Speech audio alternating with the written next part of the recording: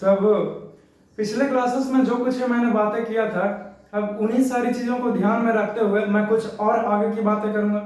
याद रहे, जब पिछला लेक्चर आप देखे हैं तो ही इस लेक्चर को जो क्वेश्चंस का सॉल्यूशन करने वाला वो समझ में आएगा और आपको पता चलेगा कि सॉल्यूशंस कैसे हो रहा है, हाउ। तो हर एक लेक्चर को सीरियल वाइज से मैंने इसलिए आपके लिए डिजाइन किया है ताकि आप सीक्वेंस से पढ़ाई कीजिए, ताकि आगे का कॉन्सेप्ट जो है वो आपको और अच्छे से क्लियर हो जाए। समझ गया ना? चलिए, अच्छी बात है।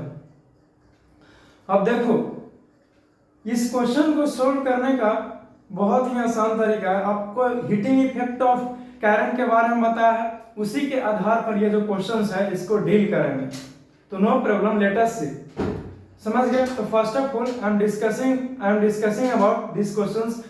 देखिए इस क्वेश्चन को कैसे सोल्व करते हैं, और ये क्वेश्चन को सोल्व करने के बाद अगर टाइम रहा तो कुछ टॉपिक जो है वो application of heating effect of current, उन सारी चीज़ों को मैं डील कर दूंगा। देखो स्टूडेंट, कुछ लोग जो भी ऑफलाइन में दिख रहे थे, तो ऐसा नहीं ना है कि हर एक व्यक्ति कहीं एक ही जगह रहेगा, वो तो चला ही जाएगा ना, तो इसलिए घबराना नहीं है। बस दिलों में बसे हुए हैं, बस इतना ही सफिशिएंट है। समझ गया ना? एनी हाउ, तो लेट अस सी। और इसका सॉल्यूशन करता हूं। देखिए तो क्या बताया जा रहा है आपको से, a potential difference of 250 volts is applied across a resistance of 500 ohms in an electric iron। कोई इलेक्ट्रिक आयरन है जो 500 ओम का रेजिस्टेंस लगा हुआ है, और जब 250 वोल्ट को अप्लाई करते हैं तो निकालिए कि करंट कितना फ्लो करेगा। और उसी तरह से सेकंड में दिया गया है कि हीट को भी निकालिए। तो H बराबर फॉर्मूला आपको बताया है ना? बताया है, मैं तो आगे बताऊंगा ही, बट आप भी जरा सा देख लीजिए अपना कॉपी वगैरह ये सब प्लॉट करके। बट उससे पहले मैं ये करंट को कैलकुलेट करता हूँ, तो नो प्रॉब्लम, लेट अस इस दो पार्ट में इसका सॉल्यूशन करना है। पहला का सॉल्यूशन कर रहा हूं मैं, तो सबसे पहले लिखिए गिवन में, यानी कि आपको क्या दिया हुआ है। क्या दिया हुआ है यहाँ पे? आपको भी दिया हुआ है 250 वोल्ट्स, और आपको R दिया हुआ यानी कि रेजिस्टेंस दैट इज 500 ओम्स। पूछा है क्या? I बराबर वाट। हम लोग जानते हैं जी, लिखेंगे सिंस क्या होता है, V बराबर IR। कहां से? तो बाई ओम्स लॉ से, यानी कि ओम्स लॉ का मदद लिया और हमने लिख डाला V बराबर IR। Then this implies I बराबर V अपॉन में और क्या यही हो जाएगा? हाँ सर, बिल्कुल हो जाएगा। तो करना क्या है? तो कुछ करना ही नहीं है, वैल्यूज को क्या कीजिए? पुट कीजिए। तो V का वैल्यूज क्या है? 250, and this will B R का वैल्यू हमारा क्या है? ये 500। तो क्या हो जाएगा? ये तो जाहिर सी बात है जी कि शून्य से शून्य this will B cancel out, और 25 दूनी 50, यानी कि 2 टाइम्स। तो ये हो जाएगा I बराबर 1/2 एम्पियर्स। इतना ही नहीं, इसीलिए I बराबर 0.5 एम्पियर। बोलो कितना आता है I बराबर? बोलो क्या? 0.5 एम्पियर यही आता है ना। अब देखिए आपका जो सेकंड क्वेश्चन है कि हीट एनर्जी को निकालिए, तो मैंने ये आपको फार्मूला सोच लिया ना उतना देर में, कॉपी प्लॉट करके देख लिया होगा। वोल्ट में छूट गया जी। तो देखिए VOLTS होगा, वोल्ट्स, यानी कितना वोल्ट से होता है। ध्यान दीजिएगा आप लोग भी, और आप लोगों को क्या ही कहना, ध्यान दीजिएगा तो भी, नहीं दीजिएगा तो ये यहाँ पे मिस्टेक हो ही जाएगा, है ना? खैर एनीवेज, देखिए तो 0.5 एम्पियर का करंट आया। अब द सेकंड क्वेश्चन जो है वो हीट एनर्जी, यानी कि हीट एनर्जी को क्या कीजिए? निकालना है आपको। तो नो प्रॉब्लम, लेट अस सी। जब मैं हूं ही तो क्यों प्रॉब्लम करते हो, क्यों सोचते हो? तो नहीं सोचोगे, ज्यादा सोचो, ये अच्छी बात है, लेकिन घबराना नहीं है। तो H बराबर होता है, बट सबसे पहले क्वेश्चन नंबर सेकंड का सॉल्यूशन जो है वो यहीं पे करता हूं। तो सबसे पहले लिखा जाए कि गिवन में क्या दिया हुआ है। क्या आपको भी H बराबर I² RT ऐसा फॉर्मूला पढ़े हो हीट का? हाँ सर, आप भी तो सिखाए हैं। तो जब सिखावे किए हैं जी, तो I जो है वो आपका क्या निकल के आता है? बोलिए 0.5 एम्पियर। H बराबर I स्क्वायर आर टी, यानी कि आर भी है तो रेसिस्टेंस कितना दिया है, तो 500 ओम्स दिया हुआ है, अच्छी बात है। और टी यानी कि टाइम, तो टी इज द टाइम कितना दिया हुआ, 10 सेकंड यानी कि 10 सेकंड। क्या यही है, हाँ सर बिल्कुल यही है। तो सर अरे कुछ करना है, यहाँ पे फॉर्मूला लिखिए, लिखेंगे सिंस, आप इसके नीचे से लिखना शुरू कीजिए, मेरे पास तो स्पेस नहीं है इसलिए मैं यहां से शुरू कर रहा हूं, समझे ना। चलो अच्छी बात है, नो प्रॉब्लम। लेट अस लिखेंगे लिखेंगे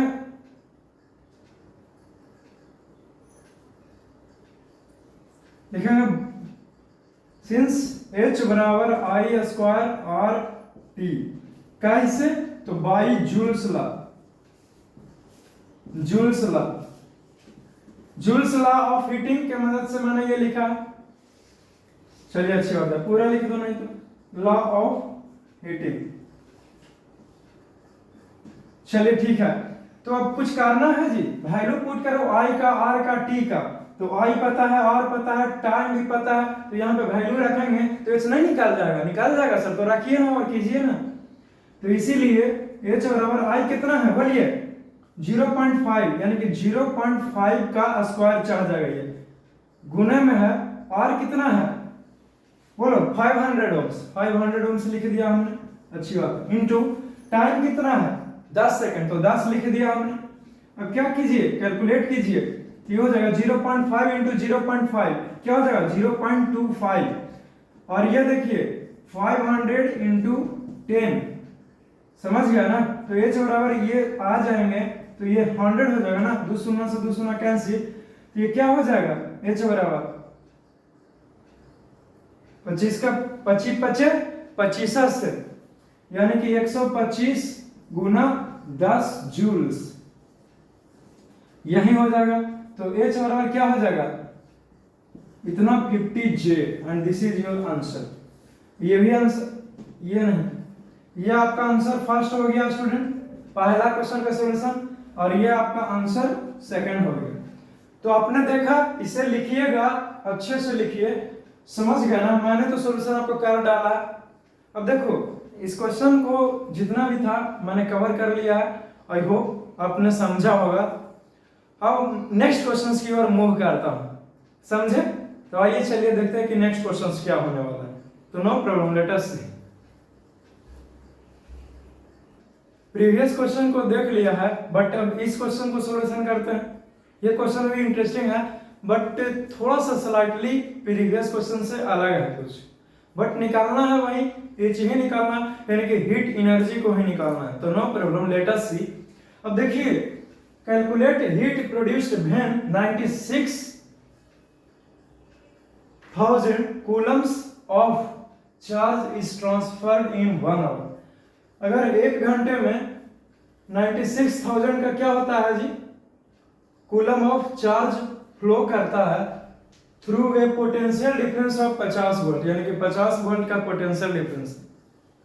तो कैलकुलेट करना है क्या, हीट ही कैलकुलेट करना है। तो सबसे पहले लिखा जाए कि गिवन में क्या दिया हुआ है आपके पास, तो आपको गिवन में दिया हुआ है ये चार्ज दिया हुआ है, चार्ज Q दिया हुआ 96,000 कूलम को C से रिप्रेजेंट करते हैं, समझे ना। और टाइम दिया हुआ है 1 आवर, इसको ऐसे भी लिख सकते हैं 1 इंटू 60 इंटू 60 सेकेंड लिख सकता हूं ना। हाँ सर लिख ही सकते हैं क्या, कि यही होगा। अब देखिए हमारा वोल्टेज दिया हुआ है 50 वोल्ट्स दिया हुआ है, हैवी गॉट इट। एच पूछ रहा है हीट, हीट प्रोड्यूस्ड, सीधे लिख दो यहां पे कि H बराबर वाट। अब H निकालने के लिए होता है फार्मूला जी आई स्क्वायर आर टी, मन में ही पहले सोचना है, यानी कि आई निकालना पड़ेगा, आर निकालना पड़ेगा, टाइम तो फिर भी दिया हुआ है। तब देखिए होगा क्या, होगा ये कि जो यहां पे है लिखेंगे सिंस V ओम्स लॉ से क्या जानते हो? V is equal to I R, तो I बराबर क्या हो जाएगा? V अपॉन में आप लिखेंगे I बराबर V अपॉन में R, क्यों? क्योंकि V बराबर आई आर, तो I छोड़ देंगे, R नीचे लाएंगे तो बराबर आई ना बचेगा। कहां से? तो भाई ओम्स लॉ के मदद से। ओम्स, अच्छी बात है, ये ओम्स लॉ आता नहीं तो बहुत दिक्कत था जी। V बराबर 50 को वैल्यू पुट कीजिए, R कितना दिया हुआ? R नहीं दिया हुआ है जी, R आपका तो दिया हुआ है ही नहीं, तब कैसे निकालेगा? तो सबसे पहले आपको I निकालना पड़ेगा, पहले I निकालिए। लेकिन जानते हो ये ओम्स लॉ की मदद से I नहीं निकालने वाला है, क्यों? क्योंकि ओम्स लॉ के मदद से निकालने के लिए आपको रेसिस्टेंस को पता करना पड़ेगा, और यहाँ पे दिया हुआ है आपको सिर्फ और सिर्फ टाइम और चार्ज दिया हुआ है। अब देखिए इसी को कहते हैं दिमाग और इसी को कहते हैं बुद्धि। तो देखिए कैसे बुद्धि दौड़ा जाएगा। ये फार्मूला नहीं लगा, नहीं ना लगा जी, तो आपको ऐसा पढ़ाया हुआ इलेक्ट्रिक करंट के समय में कि I इज इक्वल टू क्या होता है? Q अपॉन में टाइम, यानी कि करंट बराबर चार्ज अपॉन में टाइम, ऐसा पढ़ाया है? ऐसा पढ़ाया हूं आपको, तब वही फार्मूला लगेगा। लिखेंगे कि सिंस I बराबर Q अपॉन में T, कहां से आया? तो by the definition of electric current, यानी कि जो इलेक्ट्रिक करंट का डिफिनेशन है उसी से मैं लिखा हूं। हाँ सर, वाह, वेल डन। हाँ जी, यही फार्मूला लगाएंगे और यही का इस्तेमाल होगा।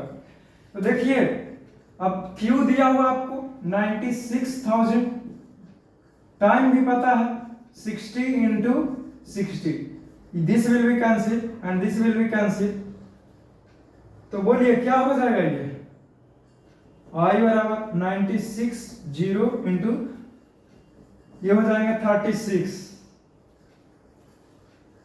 और भी ये कटेगा क्या? काट दो, कटेगा तो सबसे पहले तो ये 2 टाइम्स 18 दूनी 36, ये 4 हो जाएगा, यानी कि 48 दूना 96 हो जाएगा। क्यों? क्योंकि 8 दूनी 16, 4 दूनी 8, 1 9, और देखो तो फिर से कटेगा 9, और ये 24 दूनी 48, 3 3 9, ये क्या हो जाएगा? 3 8 24, यानी कि 80 टाइम्स। चलिए अच्छी बात है, ये हो जाएगा I बराबर 80/3 एम्पियर्स। तो इसी को लिख सकते हैं I बराबर, अब बोलिए कितना आया है वैल्यूज? 26 कितना? 26.67 एम्पियर। 26.67 एम्पियर। इसको भाग करने पर इतना ही आएगा, आएगा ना? तब यही हो गया, आपका करंट निकाल गया है। लेकिन आपको एक चीज और चाहिए हीट निकालने के लिए, वो है आपका रेसिस्टेंस। तो नो प्रॉब्लम, रेसिस्टेंस को भी निकाला जाए। अब देखिए, अब लिखूंगा नाउ, क्या होता है? V बराबर I है, कहां से?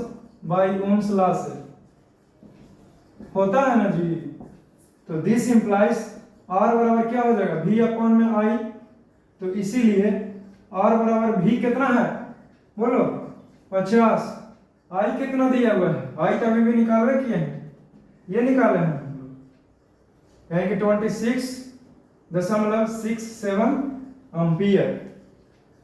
अगर कैलकुलेशन आसान करना चाहता है तो ये ना लिख करके ये लिख दीजिए आप, तो क्या हो जाएगा? ये मोटी लकीर लेकिन देना पड़ेगा, तो 80/3 हो जाएगा। अब देखो R बराबर हो जाएगा, आप इसके नीचे से लिखना स्टार्ट कीजिए, हम तो यहाँ से लिख रहे हैं क्योंकि स्पेस नहीं है।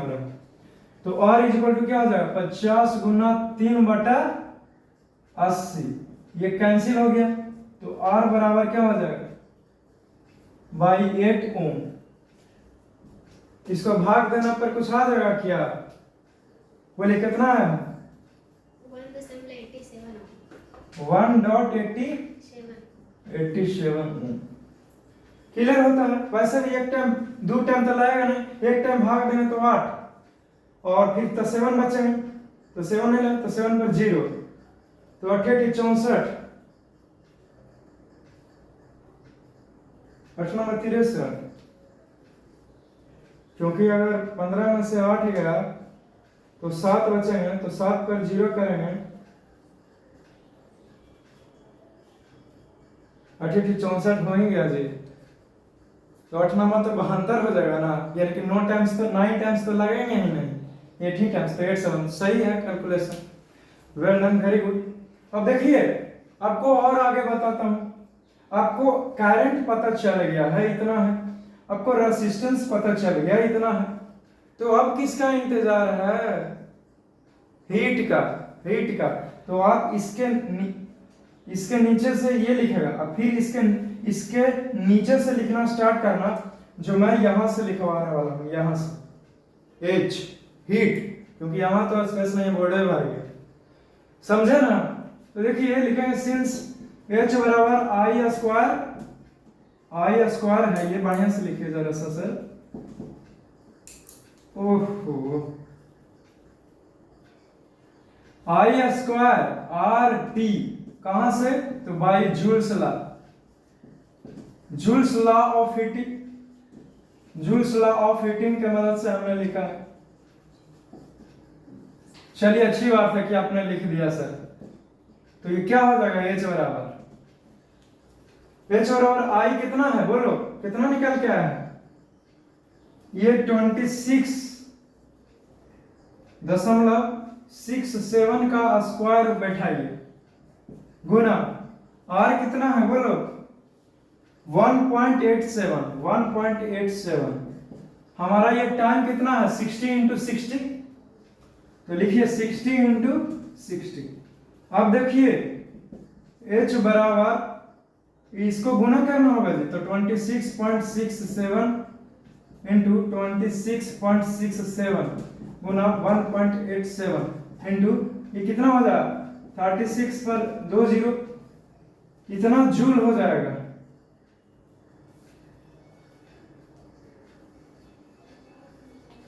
जे, कैपिटल जे। तो इसको कैलकुलेट कीजिए, जो भी आपका आएगा कुछ ऐसे ही आएगा, कुछ जूल्स आएंगे, वही आपका आंसर हो जाएगा। तो इसे गुना भागा करना और फिर बताना कि कितना आता है। समझ गया ना?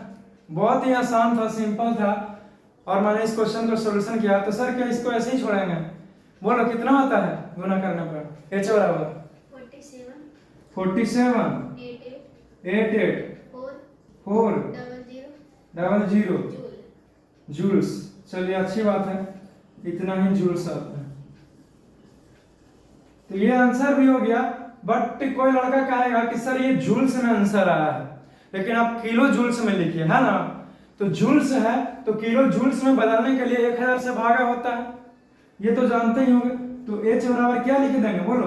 47884 पर 00 y 1000 से क्या कीजिए, इसको भागा दीजिए, समझे ना? तो इतना क्या हो जाएगा? ये किलो जूल हो जाएगा, इतना किलो जूल, यानी कि 2 शून्य से तो 2 शून्य कैंसिल, और ये जो 10 है वो यहाँ पे जाके डॉट में बदल जाएगा। तो क्या हो गया फाइनली? H बराबर 4788.4 kg, and this will be your final answer. कोई स्टूडेंट चाहे तो यहीं पे आंसर खत्म कर सकता है, लेकिन कोई किसी को नहीं पेट भरता है तो यहाँ पे आंसर खत्म कर लीजिए, आप इसे भी लिख लोगे, समझे ना? अच्छी बात है।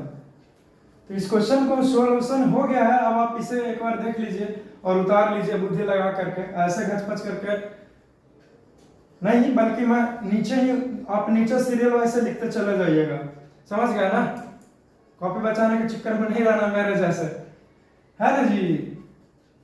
अच्छी बात है। तो आई होप कि इस क्वेश्चन को भी आपने समझा होगा, वो भी अच्छे तरीके से समझा होगा, समझे ना? नहीं तो इसी पता करते रह जाएगा और पता चलेगा कि गलत पता लेके निकल गया है, जिसका कोई अर्थ नहीं होता है। तो ऐसा काम नहीं करना है, जो भी करना है जेन्युइन काम करना है ना? चलिए अच्छी बात है, इसे लिख लिया वरना मिटा दें। Now we will solve this questions. अब इस क्वेश्चन को सोल्व करता हूं, और सोल्व करने के बाद मैं आपसे बताता हूं कि आखिरकार जो क्या सॉल्यूशंस इसका होने वाला है। तो तो नो प्रॉब्लम, लेट अस सी। देखिए कि क्वेश्चंस क्या है, बट उससे पहले ये क्वेश्चंस जो है वो मैट्रिक का बोर्ड एग्जाम में दे चुका है। ये क्वेश्चंस याद रहे कि 10th का एग्जाम में सीबीएसई बोर्ड से अगर है या फिर कैसे भी हो, बिहार बोर्ड ही क्यों ना हो, अगर कोई लड़का बिहार बोर्ड से ही है लेकिन इंग्लिश मीडियम को फॉलो करता है तो ये क्वेश्चंस अक्सर रहते हैं इंग्लिश में। क्लियर होता है ना? मैं जो कुछ भी बताता हूँ ज्यादातर इंग्लिश मीडियम के स्टूडेंट्स के लिए ही होता है। तो ये क्वेश्चंस आया हुआ है, कई बार भी पूछ दिया है किसका क्या होगा, 5 नंबर में भी वो भी पूछता है। तो इस be careful for this questions. ये क्वेश्चंस उतना भी हार्ड नहीं है, बट एक बार सॉल्यूशन देख लोगे ना तो कहो कि हाँ सर उतना भी हार्ड नहीं था, बट थोड़ा सा कुछ बुद्धि लगाने वाली चीज है। वैसे बिना बुद्धि लगाए हुए तो कुछ होता ही नहीं है। तो आओ चलो लगा के देखते हैं। पहले क्वेश्चन पढ़ा जाए। Two conducting wires of the same material and of equal diameters are first connected in series and then in parallel in a circuit। देखिए दो को कंडक्टिंग वायर है जो सेम मटेरियल से बनाया गया है, जैसे कॉपर है तो कॉपर से ही दोनों बना हुआ है, वो ही इक्वल डायमीटर्स का, उसका जो डायमीटर है वो इक्वल है, समझे? लेकिन बना तो दिया ठीक है, लेकिन पहला क्या किया कि सबसे पहले उसको सीरीज में कनेक्ट किया, उससे नहीं पेट भरा तो उसके बाद उसने पैरेलल में कनेक्ट किया इन अ सर्किट में अक्रॉस द सेम पोटेंशियल, और उसको पोटेंशियल डिफरेंस भी सेम ही दिया। V वोल्टेज है पहले को तो दूसरे को भी V ही वोल्टेज दिया, तो डिफरेंस पोटेंशियल डिफरेंस दिया। तो क्या पूछ रहा था? The ratio of heat produced in series and parallel combination would be. तो जो रेशियो है सीरीज का पैरेलल के मुकाबले वो क्या होगा, यही लिखना और यही आपके क्वेश्चन है। तो no problem, very interesting, very good. आओ चलो देखते हैं। यही रेशियो है कि सीरीज और पैरेलल का क्या, इसका जो रेशियोज है वो आखिरकार क्या होने वाला है, समझा ना? तो आइए चलिए जानते हैं कि क्या होने वाला है। चलिए इसको करके देखते हैं। फर्स्ट ऑफ ऑल सॉल्यूशन किया जाए। सपोज मान लेते हैं, suppose the resistance of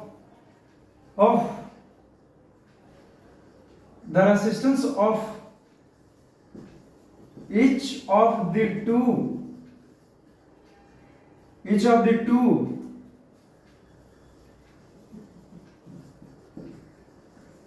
conducting wire is X ohms। मैंने मान लिया सीरीज हो चाहे पैरेलल हो, दो तारों का इस्तेमाल किया गया है, सेम रेसिस्टेंस का लगाया गया है। जैसे ये सीरीज में है, x ओम का है तो दो का लगाया हुआ तो सीरीज में 2x रेसिस्टेंस हो जाएगा ना। अरे R बराबर जी R1 प्लस R2, x ओम का दो रेसिस्टेंस सीरीज में तो 2x हो जाएगा कि नहीं हो जाएगा, और x ओम का दो रेसिस्टेंस पैरेलल में लगाएगा तो x/2 हो जाएगा, हाफ हो जाएगा, है ना? अब देखिए जैसे 2 ओम का है तो सीरीज में है तो 2 दूनी 4, एक ही x ओम का ही दो गो है, यानी कि 2 ओम है तो 2 ओम का ही दो रेसिस्टेंस का इस्तेमाल किया गया है। बात समझ में आ रही है तो बोलिए हाँ सर। अब देखो ये तो हो गया, मैंने ये दोनों के लिए मान लिया। अब केस फर्स्ट लेता हूं, केस फर्स्ट फॉर सीरीज, यानी कि सीरीज के लिए काम कर रहे हैं तो क्या होगा, ये हो जाएगा कि व्हेन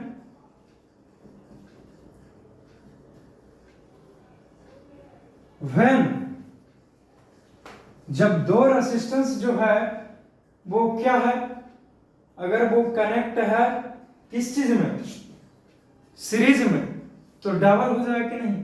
हाँ सर हो जाएगा। और अगर हमारा ये जो रेसिस्टेंस है वो पैरेलल में है तो हाफ हो जाएगा कि नहीं हो जाएगा? हो जाएगा।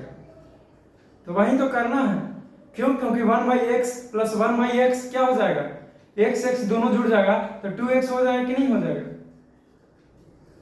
तो इन सारी चीजों को ध्यान में रखते हुए आगे बढ़ते देखेंगे।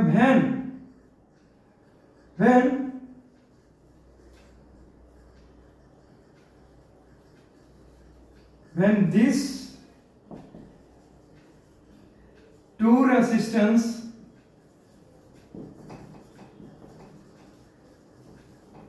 Resistances are connected in series. किस चीज में कनेक्ट है जी? तो सीरीज में है।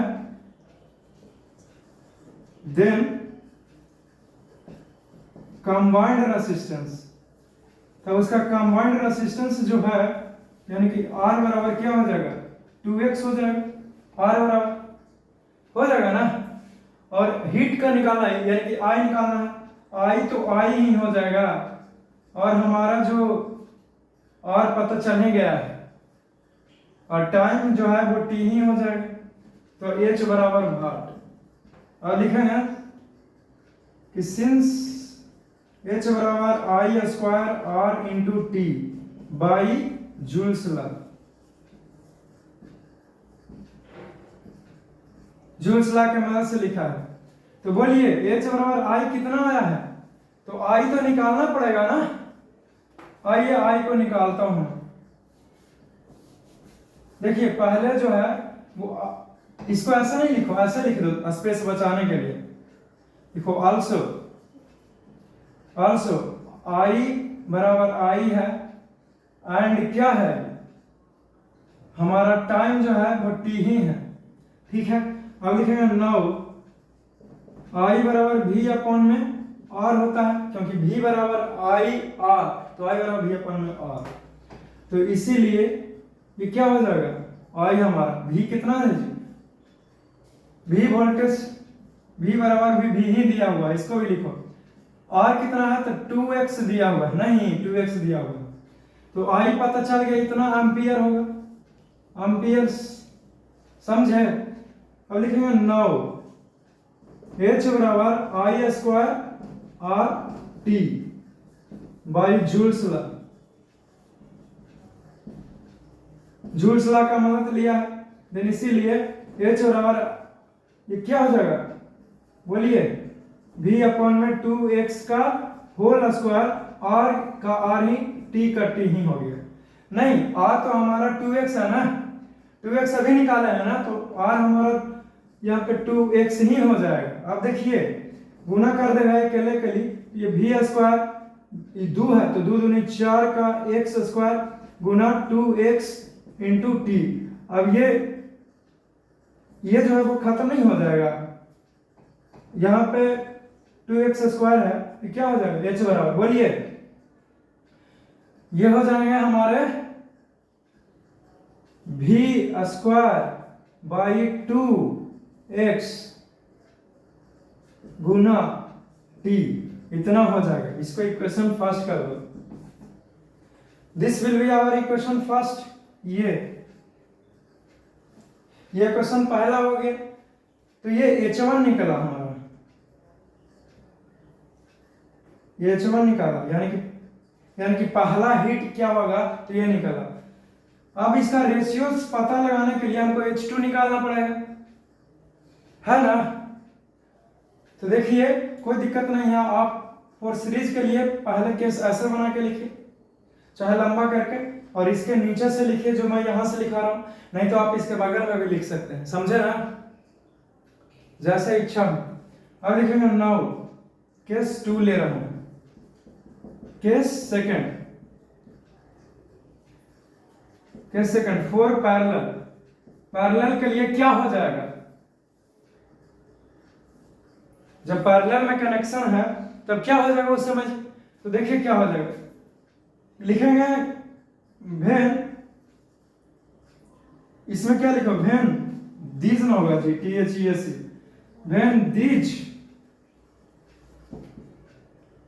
when these two resistances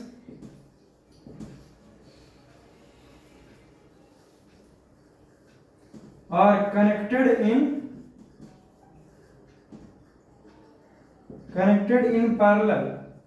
parallel में है तो क्या हो जाएगा? then combined resistance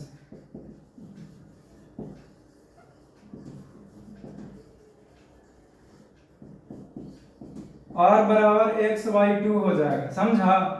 इतना ओम हो जाएगा जब पैरेलल में रहेगा तब। ठीक उसी प्रकार से आल्सो हमारा I बराबर I ही रहेगा, v बराबर v ही रहेगा, t बराबर t ही है। तो क्या करना है, i निकालना पड़ेगा ना फिर से। तो i तो यहाँ पे निकाला ही है, लेकिन नहीं पेट भरता है, तो फिर से कर लेगा।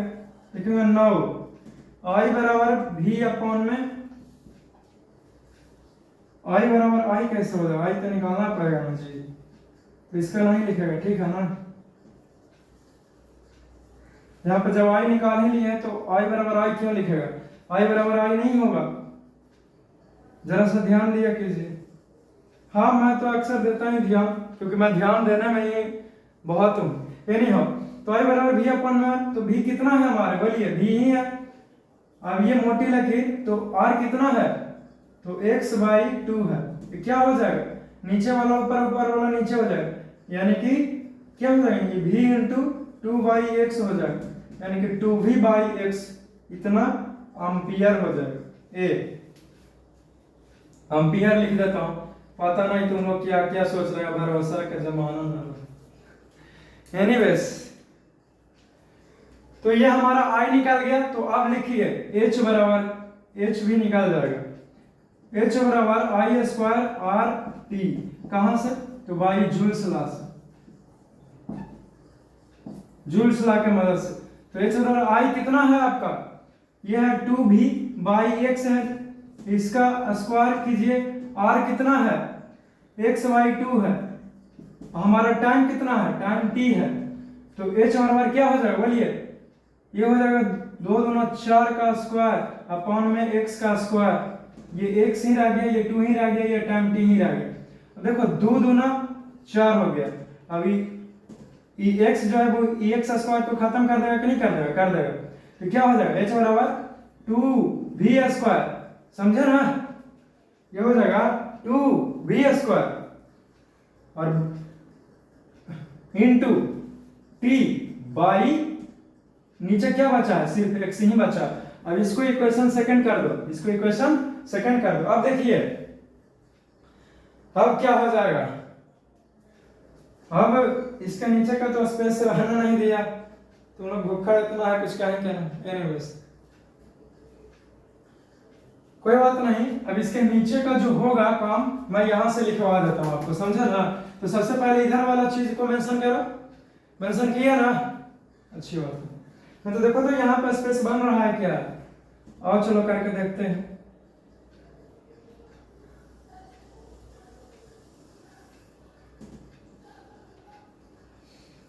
नहीं होगा, समझे ना।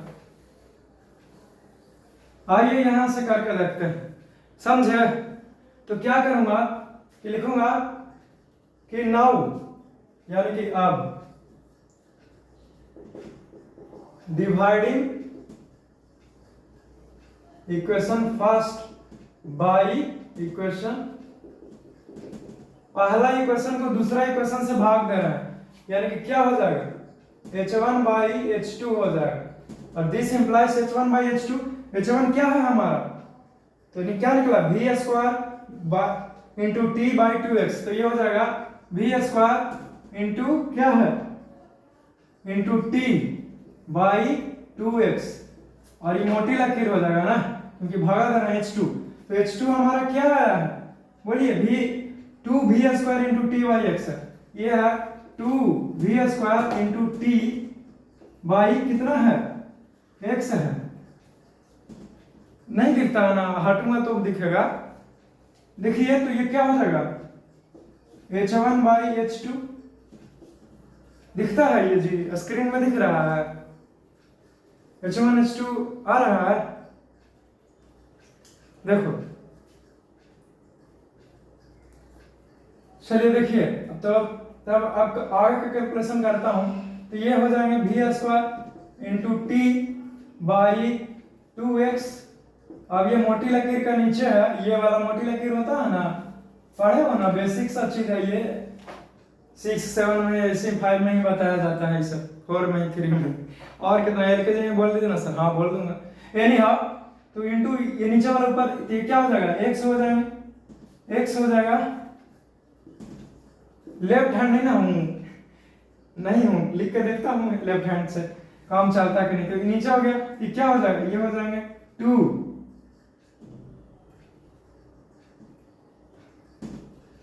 2v² इंटू टी हो जाएगा, यही हो जाएगा ना नीचे वाला तो। ओहो, चलिए ठीक है ना। तो देखिए ये x से ये x खत्म, अब क्या हो जाएगा, ये v² से ये v² खत्म, और ये t से ये t खत्म, तो क्या बचा h1 h2 बराबर क्या हो जाएंगे, ऊपर में क्या है तो 1 है, खाली 1 ही है, गुना करो तो 1 ही बचेगा, और नीचे क्या बचा है तो 2 दूनी 4 बचा है। अब इसको देखिए किस प्रकार से लिख सकते हैं, ऐसे लिख सकते हैं H1 रेशियो H2 बराबर क्या हो जाएगा,